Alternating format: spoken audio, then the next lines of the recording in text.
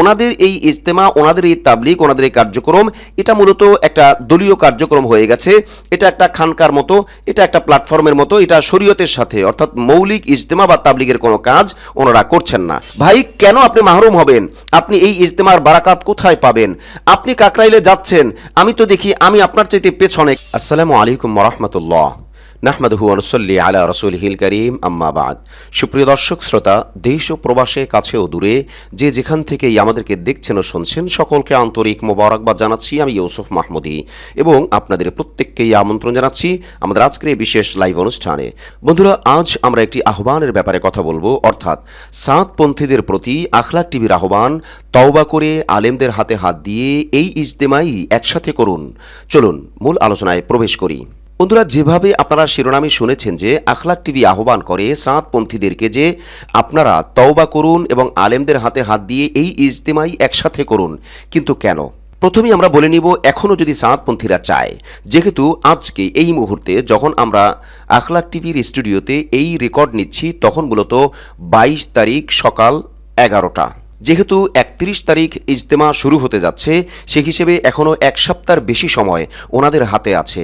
অতএব ওনাদের কেন্দ্রীয় নেতাকর্মীরা বা বিশেষ করে জনাব ওয়াসিফুল ইসলাম সাহেব সহ ওনাদের আলেম ওলামারা যারা আছেন, তারা যদি আলেম ওলামাদের সাথে যোগাযোগ করে তওবা করে আলেমদের হাতে হাত দিয়ে একসাথেই ইজতেমা করেন, অর্থাৎ এই ইজতেমায় ওনারা যুক্ত হন, এটা পসিবল, এটা চাইলেই সম্ভব। অতএব ওনারা করবেন কি করবেন না সেটা ওনাদের ব্যাপার। তবে আখলাক টিভি ওনাদেরকে কেন আহ্বান করে সেটা আমরা একটু বোঝার চেষ্টা করি। ওনাদের কেন্দ্রীয় পর্যায়ে না হলেও কিছু সাথীরা এখনও ওনাদের ইজতেমার জন্য একটা তারিখ ঘোষণা করেন বা মিডিয়াতে প্রচারও করেন, যদিও ওনাদের কেন্দ্র থেকে এমন কোনো অনুমোদন নাই। তো এই যে ওনারা আলাদা ইজতেমা করার একটা তারিখ ঘোষণা করেন, এটা একটা ফাসাদ আখলাক টিভি মনে করে। এর কারণ কি, সরকারিভাবে এখনো পর্যন্ত ওনাদের ইজতেমা করার কোনো অনুমোদন হয়নি এবং সম্ভাবনাও নাই। কারণ আলেম ওলামাদের দাবি হলো ওনারা 2018 সালে এবং 2024 সালে টঙ্গীর ময়দানে যে খুন খারাপি করেছেন, এই খুন খারাপির জন্য আলেম ওলামারা তো মামলাও করেছেন, মামলা চলমান। তো আলেমদের দাবি হলো এর বিচার না হওয়া পর্যন্ত তাদেরকে কোনো অবস্থাতেই কাকরাইল ও টঙ্গীতে কোনো হিস্সা দেওয়া হবে না বা কোনো অংশীদারিত্ব দেওয়া হবে না। যদি কাকরাইল ও টঙ্গীতে ওনারা কোনো অংশীদারিত্ব না পান, তাহলে ইজতেমা করার কোনো প্রশ্নই আসে না। হয়তো ভিন্ন জায়গায় ভিন্ন নামে ভিন্ন কিছু করলে করতেও পারেন। আর সবচেয়ে বড় ব্যাপার হলো, ওনারা যদি ইজতেমার নামে আলাদা কিছু করেন, তাহলে সেটা শরীয়তের ইজতেমা বা শুদ্ধ ইজতেমা অথবা ইমান আমলের জন্য ভালো কোনো আমল ইজতেমার নামে এটা সম্ভব হচ্ছে না। যেহেতু ওনারা যাকে মানেন সেই সাদ সাহিবী বিপদগ্রস্ত মানুষ এবং তিনি ভুলের মধ্যে আছেন, এক কথায় তিনি গোমরাহ। যেহেতু তিনি গোমরাহ, তার অনুসরণে থেকে কোনো অবস্থাতেই ভালো ইজতেমা উম্মার জন্য কায়েম করা বা ভালো ইজতেমা দেওয়া যায় না। এক্ষেত্রে দায়িত্বশীল ওলামায়ে কেরাম একাধিকজন বলেছেন, ওনাদের এই ইজতেমা, ওনাদের এই তাবলিগ, ওনাদের এই কার্যক্রম এটা মূলত একটা দলীয় কার্যক্রম হয়ে গেছে। এটা একটা খানকার মতো, এটা একটা প্ল্যাটফর্মের মতো, এটা শরীয়তের সাথে অর্থাৎ মৌলিক ইজতেমা বা তাবলিগের কোনো কাজ ওনারা করছেন না। সেই হিসেবে ওনাদের উচিত হবে খুব দ্রুতই তওবা করে আলেমদের হাতে হাত দিয়ে এই ইজতেমায় যুক্ত হওয়া বা এই ইজতেমা থেকেই ফায়দা নেওয়া। কারণ কি, সেই মূল কারণটাই এখন আমি বলছি। দেখুন, গত কয়েকদিন আগেও আমি কাকরাইলে বারবার গিয়েছিলাম। তার মধ্যে একদিন আমি আসরের নামাজ কাকরাইল মসজিদে ইমামের পেছনেই পড়েছিলাম। সেখানে আমার ভিতরে এমন একটা জ্বলন পোড়ন, আমার ভিতরে এমন একটা ব্যথার সৃষ্টি হয়েছে যে এই মার্কাজের সাথে, এই আমলি জায়গার সাথে সম্পর্ক রাখার পরেও মানুষ কেন দূরে থাকে, মানুষ কিভাবে দূরে থাকে, মানুষ কিভাবে খুন খারাপি করে, মানুষ কিভাবে অনিয়ম করে, মানুষ কিভাবে অন্য ভাইয়ের গায়ে হাত দেয়, মানুষ কিভাবে দলবাজি ফেরকাবাজি করে, এটা হইতেই পারে না। অতএব আমি তাদের জন্য দোয়া করি। আখলাক টিভির পক্ষ থেকে আমি সকলকে আবেদন করব তাদের জন্য দোয়া করতে, যাতে করে তারা এই কাকরাইল মার্কাজের মতো বরকতি জায়গা, টঙ্গীর ইজতেমার ময়দানের মতো বরকতি জায়গা, এখান থেকে তারা যেন মাহরুম না হন।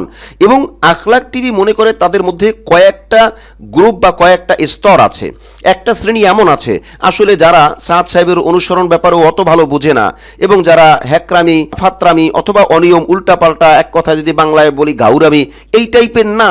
তারা বেশ কিছু ভালো মানুষ আছেন, ভালো মনের মানুষ আছেন। তাদের শুধু অপরাধ হলো যে এতাত অংশের সাথে যুক্ত থাকা বা সাতপন্থীদের সাথে যুক্ত থাকা, এতটুকুই অপরাধ। অথচ সেই লোকটা ভালো।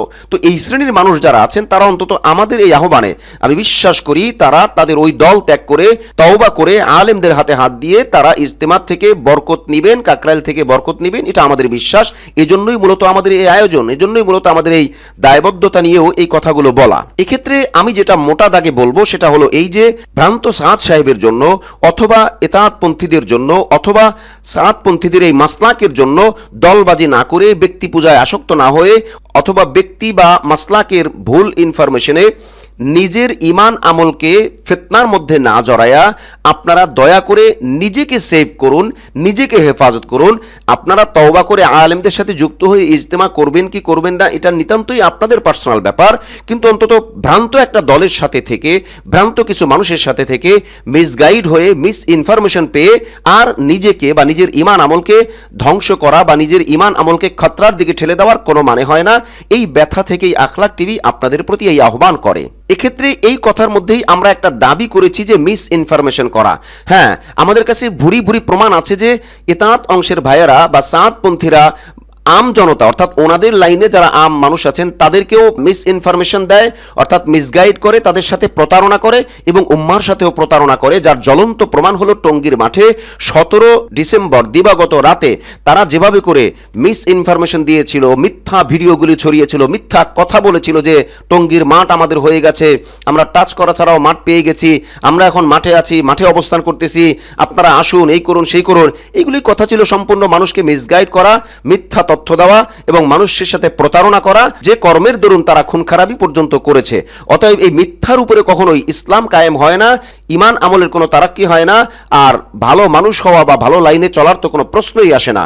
এজন্য আমরা পরিষ্কার করে বলবো তারা তাদের মিডিয়া কর্ম এখনো যে তারা যে মিসগাইড করতেছে, দেখেন তাদের মধ্যে বেশ কিছু মানুষ তাদের ইজতেমার তারিখ ঘোষণা করতেছে, অথচ আমি অফিসিয়ালি জানি, তাদের কেন্দ্রীয় দায়িত্বশীলদের মাধ্যমেও জানি এবং আলমী শুরার কেন্দ্রীয় দায়িত্বশীলদের মাধ্যমেও জানি যে এখনো পর্যন্ত সরকারি কোনো হিসাবে অথবা আইনগতভাবে তাদের ইজতেমা করার কোনো পারমিশন হয়নি, অথচ তারা তারিখ ঘোষণা করতেছে। আবার তাদের মধ্যেই কিছু মানুষ আবার বলতেছে ভাই মুরব্বীদের অনুমতি ছাড়া বা কেন্দ্রের অনুমতি ছাড়া, বড়দের অনুমতি ছাড়া আমরা এইসব তারিখ প্রচার না করি। মানে তাদের মধ্যেই কিছু মানুষ উল্টাপাল্টা চলতেছে, আবার তাদের মধ্যেই কিছু মানুষ সেটাকে ফেরানোর চেষ্টা করতেছে।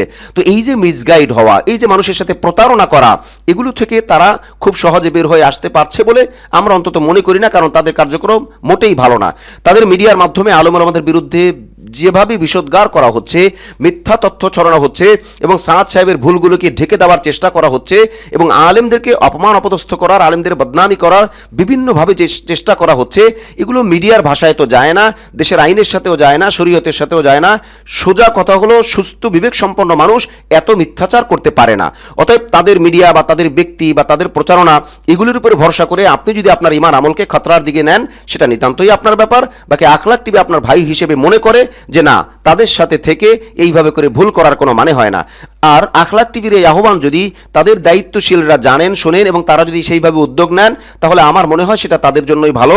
এটার জন্য অবশ্যই তারা আলেমদের কাছে যে কোনো সময় গেলেই তারা আলেমদের সাপোর্ট পাবেন, আলেমরা তাদেরকে কোলে তুলে নেবেন এবং অবশ্যই সাদপন্থীদেরকে আলেমরা শুদ্ধ করেই, অর্থাৎ পাক সাফ করেই, অর্থাৎ মাথায় পোছা দিয়ে বুকে নিয়েই তাদেরকে আবার কাজের সুযোগ করে দিবেন, এইটাই আমরা মনে করি। এক কথায় আমরা এভাবে যদি বলি, সাদপন্থীদের মধ্যে যারা নিরীহ মানুষ আছেন, যারা অবশ্যই ভালো মানুষ, তারা কোনো অবস্থাতেই সাদপন্থীদের কিছু মিডিয়া, কিছু ব্যক্তি, তাদের কিছু ভুল প্রচারণা, কিছু মিথ্যা প্রচারণা, আলেমদের বিরুদ্ধে বিষোদ্গার, এ সমস্ত ব্যাপারে কান না দিয়ে যদি তারা হকটা গ্রহণ করতে চায়, এক কথায় তাদের মিডিয়ার ফাঁদে যদি পা না দেয়, তাদের ভুল প্রচারণার ফাঁদে যদি পা না দেয়, তাহলেই এরা শুদ্ধভাবে আমল করতে পারেন। কারণ আলেম ওলামারা কোনো অবস্থাতেই তাদের আমল বন্ধ করার কথা বলে না, বরং তাদেরকে শুদ্ধ হয়ে আমল করার কথা বলেন। আর আলেম ওলামারা এই কথাটাও বলেন, শুদ্ধ আমল যদি করা হয় তাহলে এক তাবলিগ, এক কাকরাইল, এক মার্কাজ, এক ইজতেমা, এক সবকিছু হয়ে যাবে। সেখানে আর ব্যক্তি পূজা বা ব্যক্তির জন্য আলাদা কোনো দল, আলাদা কোনো প্ল্যাটফর্মের প্রয়োজন পড়বে না। এজন্য আলোচনার শেষ পর্যায়ে আমরা আবারও সেই দাবিটা করব, সাদপন্থীদের প্রতি আখলাক টিভির আহ্বান, তওবা করে আলেমদের হাতে হাত দিয়ে এই ইজতেমাই একসাথে করুন। ভাই কেন আপনি মাহরুম হবেন? আপনি এই ইজতেমার বারাকাত কোথায় পাবেন? আপনি কাকরাইলে যাচ্ছেন, আমি তো দেখি আমি আপনার চাইতে পেছনে, কেন আমি ওইভাবে সময় দিতে পারতেছি না। আপনি একজন সাধারণ মানুষ হয়েও সময় দিচ্ছেন এবং আপনি কাকরাইলে নামাজ পড়ার সুযোগ পাচ্ছেন, আপনি সাথীদের সাথে চলতে পারতেছেন, আপনি নিরিবিলি আমলের মার্কাজে গিয়ে আমল করতে পারতেছেন। কেন আপনি এই সময়গুলোকে নষ্ট করবেন?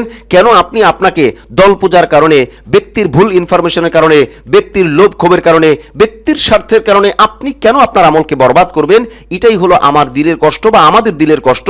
সেজন্যই আপনাদেরকে আহ্বান করা। মানা না মানা নিতান্তই সেটা আপনাদের ব্যাপার। আমাদের এই কথার ব্যাপারে কারো কোনো কথা থাকলে অবশ্যই আপনি কমেন্ট সেকশনে আমাদেরকে বলবেন, আমরা আপনাদেরকে অ্যান্সার দেওয়ার চেষ্টা করব ইনশাআল্লাহ। আজ তাহলে এই পর্যন্তই, দেখা হচ্ছে পরবর্তী কোনো ভিডিও বার্তায় অথবা পরবর্তী কোনো লাইভ অনুষ্ঠানে ইনশাআল্লাহ। আসসালামু আলাইকুম ওয়া রাহমাতুল্লাহি ওয়া বারাকাতুহু।